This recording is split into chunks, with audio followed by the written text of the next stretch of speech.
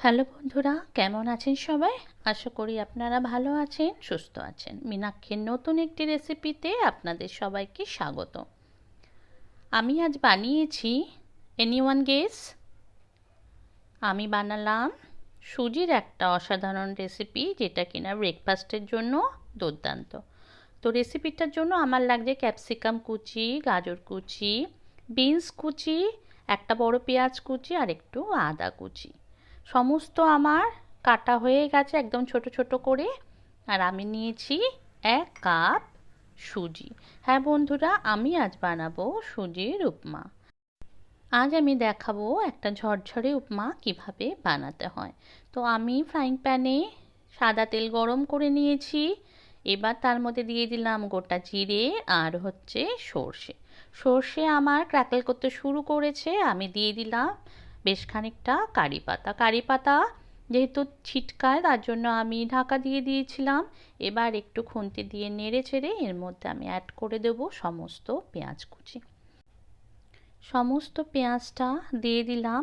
একটু নেড়ে চেড়ে পেঁয়াজটাকে হালকা নরম হতে দেবো, মানে যতক্ষণ কাঁচা ফ্লেভারটা চলে যায় আর কি। এবার আমি গাজরটাকে অ্যাড করছি। গাজরটা সবার প্রথমে দিলাম, কারণ গাজর নরম হতে সময় বেশি নেয়।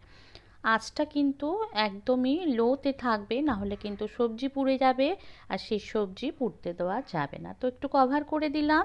গাজরটা আমার মোটামুটি নরম হয়ে গেছে। এবার আমি এর মধ্যে অ্যাড করব বিনস কুচি আর ক্যাপসিকাম কুচি। যেহেতু এই দুটো মোটামুটি একই টাইম নেয় গলতে, এই দুটো একই সাথে মেশাবো। সমস্ত গাজর, ক্যাপসিকাম আর বিনস মিশিয়ে দিলাম একসাথে। দেব এবার নুন সমস্ত সবজিতে। নেড়ে ছেড়ে আমি এটাকে কভার করে দেব, যাতে সবজি আমার নরম হয়ে আসে। ভেজিটেবল একদমই পুড়বে না, তাহলে কিন্তু উপমা দেখতেও ভালো হবে না, খেতেও ভালো হবে না। কালারটা এরম যদি সুন্দর থাকে তাহলে কিন্তু দেখতেও ভালো লাগে। তো দেখুন, এভাবে কভার করে করে আমি এটাকে নরম করে নিচ্ছি। দেখে মনেই হচ্ছে সবজি আমার মোটামুটি হয়ে এসছে। ব্যাস আর 2-3 মিনিট করলেই এটা আমার সবজি পুরো নরম হয়ে আসবে।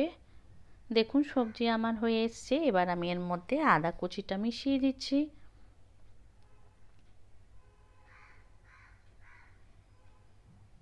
আদা কিন্তু আমি আগে দিইনি, কারণ আদার যে ফ্লেভারটা সেটা তাহলে চলে যাবে এতক্ষণ ধরে আদা ভাজলে। এরপর আমি সুজিটা দিয়ে দিলাম। আমার কিন্তু এটা কাঁচা সুজি, আমি কিন্তু সুজি আগে ভাজিনি। এই সবজির সাথে এবার কিন্তু একদম লো ফ্লেমে এটা ভাজা হবে। সুজি কিন্তু ব্রাউন করা যাবে না, সুজি এরকম সাদা সাদাই থাকবে। লো ফ্লেমে 3-4 মিনিট ভেজে নেওয়ার পর আমি অল্প জল দিলাম। বেশি জল দেওয়া যাবে না, তাহলে কিন্তু সুজি গ্যাদগ্যাদে হয়ে যাবে। অল্প অল্প জল দিয়ে ঢেকে এটাকে রান্না করতে হবে। ভেতরে যে ময়েসটা থাকবে সেটাতেই কিন্তু সুজি ফুলে উঠবে। তো ঢেকে দিলাম আমি সুজিটাকে।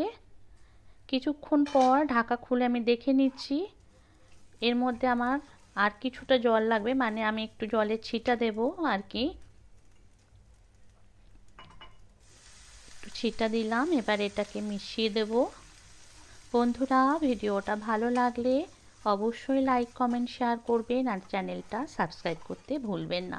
আপনাদের ভালোবাসা না পেলে আমি কিন্তু এগিয়ে যেতে পারবো না। নুন মেশালাম পরিমাণ মতন। আবার ভালো করে মিশিয়ে দেব। বন্ধুরা, আমি কিন্তু ইউটিউবে একদম নতুন কাজ শুরু করেছি, সবে 3 মাস হলো। তো যদি কোনো ভুল ত্রুটি হয়ে থাকে ক্ষমা করে দেবেন, দিয়ে অনেক অনেক ভালোবাসা ও আশীর্বাদ জানাবেন। একটু কাঁচা লঙ্কা দিলাম, আর দেবো এবার অনেকটা পরিমাণ ধনেপাতা কুচি। ব্যাস রেডি হয়ে গেছে আমার মোটামুটি। এবার মিশিয়ে দিয়ে একটু কভার করে দেবো, যাতে এই ধনেপাতা আর কাঁচা লঙ্কার গন্ধটা খুব ভালোভাবে উপমার সাথে এনহান্স হয়ে যায়। তো বন্ধুরা, পুরো ভিডিওটা দেখার জন্য অসংখ্য অসংখ্য ধন্যবাদ। এইভাবেই আমার পাশে থাকবেন। আজ তাহলে রাখি, দেখা হবে নতুন কোনো ভিডিওতে। ততক্ষণ ভালো থাকবেন, সুস্থ থাকবেন। এভাবেই ট্রাই করবেন, তাহলে রেসিপিটা এরকম দুর্দান্ত খেতেও হবে আর একদম ঝরঝরে হবে। পুরোটাই আমি সার্ভ করে দিলাম। তো দেখতেই পাচ্ছেন কত সুন্দর হয়েছে। নাও এনজয় দ্য delicious উপমা। Bye bye.